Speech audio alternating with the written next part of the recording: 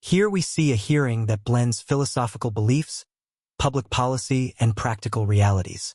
The senator begins with a libertarian perspective on personal freedom, segueing into questions about gambling regulations. It's a reminder that policymaking often balances individual liberty with consumer protection and sets the stage for debates that mix ethics, law, and social norms. Thank you. Thank you, Mr. Chairman. About 90% of my personal philosophy is don't hurt someone unless they're trying to hurt you. Don't take other people's stuff, and leave me alone. So I'm pretty libertarian when it comes to gambling. Within reason, if someone wants to gamble, they can. But I do want to ask you this, Mr. Rebote. Can you name me one form of legalized gambling where the House doesn't have a decided advantage? The gambling industry always has the advantage, as you are correctly indicating. Okay. The point is that the consumers know that. That's, I'm sorry to cut you off. I just don't have much time. Governor Baker, the NCAA exists in part to promote fair competition in collegiate sports, does it not? Yes. Could you speak in the mic for me? Yes. Okay. A transgender woman is a biological male. Is that correct? Yes. And a biological male is always going to have a physical and a physiological advantage competing in a collegiate sport against a biological female.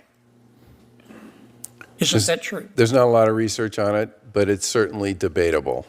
You think it's debatable? I think it's debatable. Wait, you don't think? I mean, think that a biological male has an advantage every time competing against a biological female? Is that your testimony?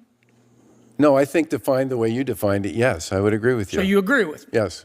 This exchange highlights the complexity of integrating transgender athletes into collegiate sports.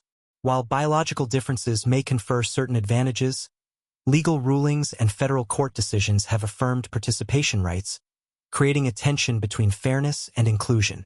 The dialogue illustrates how national governing bodies, like the NCAA, must navigate not just scientific and ethical questions, but also evolving legal precedents. Viewers might consider, how should organizations balance equity and opportunity? And when courts set standards, does it relieve or complicate administrative responsibility? These are questions at the heart of modern sports policy debates. Okay.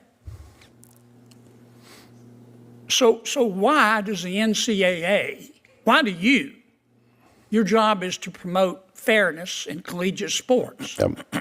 Why do you support allowing transgender women who are biological males to compete against non-transgender biological females?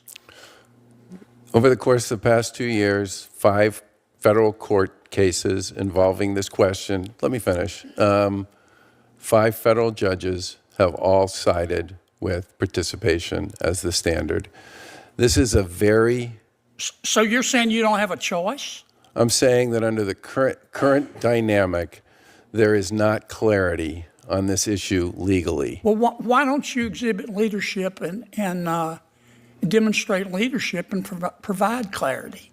If you agree with me, well, first of all, that the purpose of the NCAA is to promote fair competition, and if you agree with me that in every single instance, a biological male is going to have an unfair advantage over a biological female, then why don't you just say, look, in America you can be whomever you want to be, but in terms of fair competition in a collegiate sport, transgender women who are biological males are not going to be allowed to compete against non-transgender women who are biological female.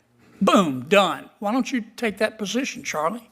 Because federal courts have already taken the position that they do have the right to compete. Yeah, 5 times in the past year and a half. You can disagree and be sued. Why don't you demonstrate some leadership? I would love to work with you folks on creating clarity around this question. I'm sorry, but look, I'm sure the NCAA is a good organization. I just can't figure out what you folks are good for. I know you take in bucket loads of money and you share some of it. You make that money off the backs of these kids. Your predecessor, who was a good man, took home $2.8 million a year in salary. I'm not going to ask you what you make, but I bet you didn't take a pay cut. You take in bucket loads of money. We got problems in collegiate sports with the transfer portal and the NIL and now gambling and biological males, you allowing biological males to compete against biological females. And you folks at the NCAA don't do anything except sit there, watch, cash your checks, and suck on your teeth.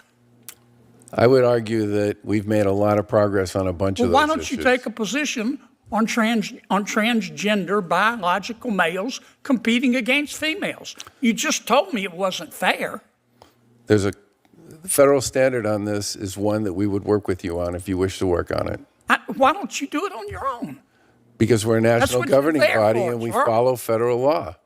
That's what you're there for. Why don't you stand up and say in front of God and country, federal law is wrong, and the NCAA believes in fair competition. We also believe in equality. If you want to, in America, you can be whatever you want to be. You can be whomever you want to be. But our job is to promote fairness in sports. Our job. Biological males are not going to be allowed to compete against biological females. Why don't you go to Amazon and buy a spine online and take a stand? Thank you, Senator Kennedy. This hearing underscores the challenges facing sports governance today. Legal mandates, ethical considerations, and societal debates all intersect. The conversation about fairness, inclusion, and competition reflects broader questions in law and policy, not just athletics. As viewers, think critically about how institutions interpret fairness versus legal obligations. What would you prioritize if you were making these decisions? Share your perspective in the comments below, and don't forget to like, share, and subscribe for more fact-based analysis on the stories shaping our society.